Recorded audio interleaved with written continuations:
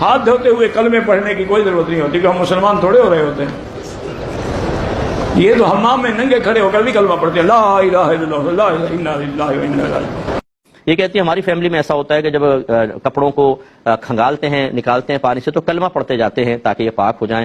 کیا حکم شرع ہوگا؟ اللہ تعالیٰ ہماری ایسی بہنوں پر بہرحال رحمت نازل فرمائے کہ جنہوں نے ایک نیا دین اپنے گھر میں وضع کر لیا اور انہوں نے اصل دین کو سیکھنے کی کبھی زحمت گوارا نہ کی. اس لیے میں گزارش کرتا ہوں, آپ کے بڑے بہت بڑے ہوں گے, بہت اچھے ہیں, اللہ اگر وہ فوت ہوں گے اللہ ان کو جنت الفردوس میں اعلیٰ مقام عطا فرمائے, لیکن گھر کے بڑوں کا ہر کام صحیح ہو یہ ضروری نہیں ہے.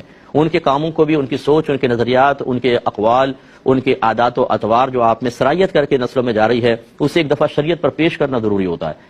کپڑوں کی پاکی کا یا اسی طرح جنابت اتارنے کا, جو غسل ہم کرتے ہیں ناپاک ہوتے ہیں, اس کا کلمہ پڑھنے سے کوئی تعلق نہیں ہے ہی نہیں کوئی تعلق. کلمہ پڑھنے سے کیا ہوگا؟ پانی بہانے سے ہے. اگر کپڑوں میں نجاست ہے تو اتنا پانی بہائیں کہ وہ پانی اس نجاست کو اپنے ساتھ بہا کر لے جائے. جب یہ ہوگا تو کپڑا پاک ہوگا. اب آپ نے وہ شرعی تقاضا پورا نہیں کیا اور کلمہ پڑھ رہے ہیں اس کے اندر, تو کوئی فائدہ نہیں, وہ ناپاک ہی رہے گا.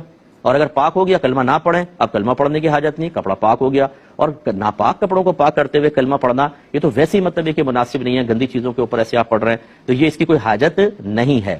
صرف صحیح طریقہ سیکھنے کی ضرورت ہے, اور وہ صحیح طریقہ ہم سیکھتے نہیں ہیں. سارے پاک ناپاک کپڑے واشنگ مشین میں ڈال دیتے ہیں, وہ ہے قلیل تھوڑا پانی. جیسی کپڑے اس میں ڈالتے ہیں نجاست جیسی پانی سے ملتی ہے سارے ناپاک.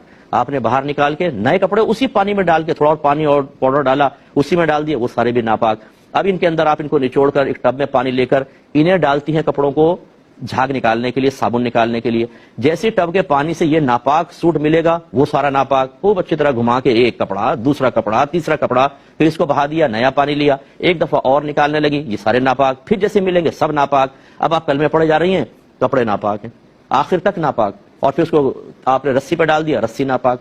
پھر آپ نے استری کر کے شوہر کو جمعہ پڑھنے, نمازیں پڑھنے کے لیے سوٹ دیا, وہ ناپاک, اس کی نمازیں برباد. تو ایک عورت جو مسئلے نہیں سیکھتی ہے وہ پورے گھر کو تباہ و برباد کر دیتی ہے. اور بڑی معذرت کے ساتھ میں بات عرض کرتا ہوں کہ ہمارا دیندار طبقہ بھی اس سے غافل ہے.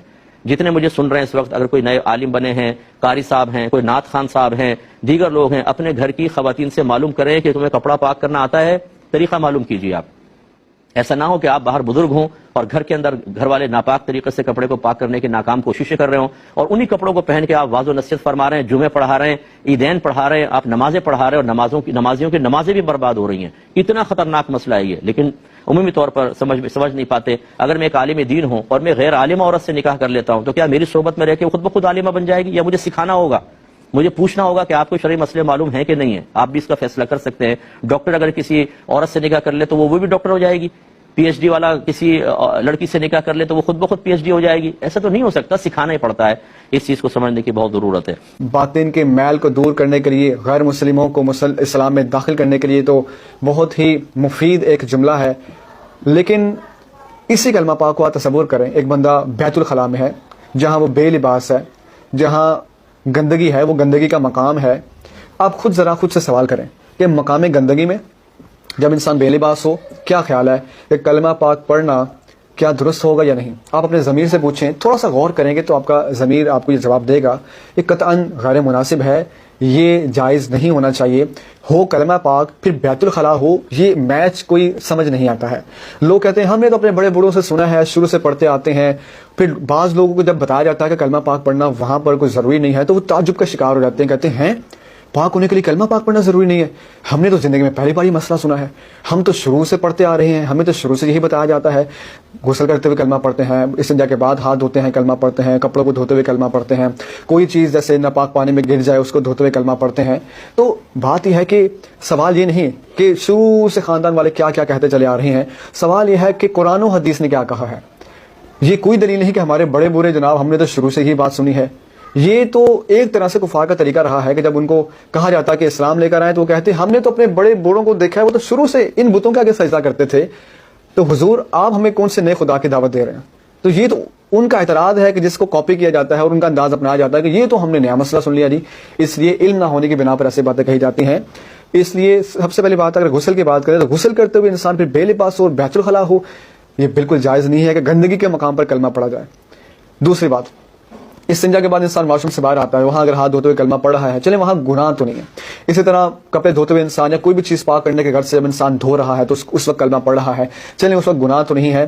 پڑھنا اس وقت جائز ہے کیونکہ بیت الخلا نہیں ہے. لیکن یہ بات بالکل ذہن میں رکھیں کہ کسی بھی چیز کو پاک کرنے کے لیے، چاہے جسم ہو، کوئی چیز ہو، کوئی لباس ہو، کلمہ پاک پڑھنا شریعت نے کوئی لازم نہیں کیا. اللہ تعالیٰ نے قرآن پاک کے اندر پانی کے بارے میں ارشاد فرمایا وَأَنزَلْنَا مِنَ السَّمَاءِ مَاءً طَهُورًا. اللہ تعالیٰ ارشاد فرماتا ہے ہم نے آسمان سے پانی کو پاک کرنے والا بنا کر اتارا ہے. پانی اٹ سیلف اور بذات خود اتنی پرفیکٹ چیز ہے، اتنی کامل چیز ہے کہ اللہ تعالیٰ نے اس کی تعریف قرآن میں فرمائی کہ ہم نے تو آسمان سے اس کو پاک کرنے والا بنا کر اتارا ہے. یہ طاہر بھی ہے، مطہر بھی ہے، خود بھی پاک ہے اور پاک کر بھی دیتا ہے. جہاں جہاں سے پانی بہتا چلا جاتا ہے وہاں وہاں سے انسان پاک و صاف ہوتا چلا جاتا ہے. ہاتھ پاک ہو جاتے ہیں، کپڑے پاک ہو جاتے ہیں، چیزیں پاک ہو جاتی ہیں. تو جب خود اللہ تعالیٰ نے پانی کو اٹ سیلف پاک کرنے والا بنا دیا ہے تو اس کے لیے پاک کرنے کے لیے کلمہ پاک کا پڑھنا شریعت میں نہیں ہے، نہ ہی اس کو لازم کیا گیا ہے. البتہ اگر کوئی بیت الخلاء میں نہ ہو، باہر پڑھتا ہے، جائز تو ہے. لیکن یہ عقیدہ اور ایک یہ نظریہ بنا لینا کہ شاید اگر نہ پڑھیں گے تو چیز پاک نہیں ہوگی، یہ بالکل غلط ہے. اور بیت الخلاء میں پڑھنے کی بالکل اجازت نہیں ہے، وہاں گناہ ہے کیونکہ وہ مقام گندگی ہے. ہاتھ پاک کرنے کے لیے 3 کلمے پڑھنا. جب ہم قضاء حاجت کے لیے واش روم جاتے ہیں تو ہمارے ہاتھ ناپاک ہو جاتے ہیں. کیا انہیں پاک کرنے کے لیے ہمیں پہلے 3 کلمے پڑھنے چاہیے؟ اس طرح غسل میں بھی ہمیں پاک ہونے کے لیے کیا پہلے 3 کلمے پڑھنے چاہیے؟ کیا یہ بات صحیح ہے؟ محسن صاحب سرگودا سے. یہ بالکل غلط بات ہے. کلمے کا ہاتھ کے پاک ہونے سے کوئی تعلق نہیں ہے. جب آپ واش روم جائیں صابن سے اچھی طرح ہاتھ دھو لیں یا مٹی پہ رگڑ دیں ہاتھ اور پھر دھو لیں تو اس طرح وہ جرمز بھی مر جاتے ہیں، ہاتھ پاک ہو جاتا ہے. تو بس اتنا کافی ہے، یہ کلمے کا یہاں موقع نہیں ہے.